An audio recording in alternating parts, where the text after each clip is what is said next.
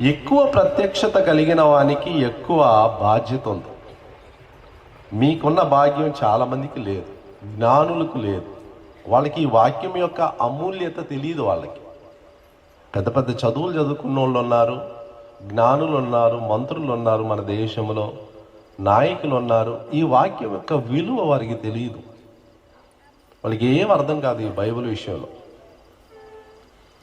అయితే మనము లోకరీత్యా పామరులైనప్పటికీ, లోక దృష్టిలో చదువు లేని వారు అనబడినప్పటికీ, ప్రభువు మన యొక్క మనోనేత్రాలు వెలిగించిన కారణాన్ని బట్టి ఈ పరిశుద్ధ వాక్యం యొక్క శ్రేష్టత, ఇది దేవుడే పలికిన మాటలు, జీవం కలిగిన మాటలు.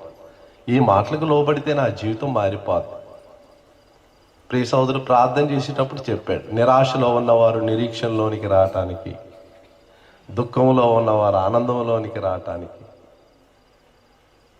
కన్నీటితో ఉన్నవారు కన్నీరు తుడచబడి దేవుని కృపచేత సంతోషించటానికి, అపవిత్రతలో ఉన్నవారు పరిశుద్ధపరచబడటానికి ఈ వాక్యాన్ని మీరు వాడుకుంటున్నారు ప్రభువా అని ప్రార్థన చేశారు. అది చాలా సత్యం.